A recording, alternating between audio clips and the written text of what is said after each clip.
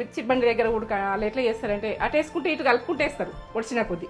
మనం ఉడక ఏంటంటే వాళ్ళు టేస్ట్ అవుతుందని వాళ్ళకు తెలుసు ఎట్లా టేస్ట్ అవుతుందని. మమ్మీ నువ్వు మిర్చి బండి పెట్టుకుంటే ఓ లేవాలని నడుతుంది అంటారు.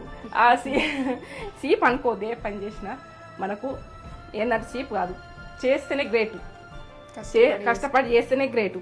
చీప్ అని ఒక్కరోజు ఉడక మనం ఏ పనికైనా చీప్ అని అనుకున్నామంటే జీవితంలో సక్సెస్ అన్నది ఉండదు.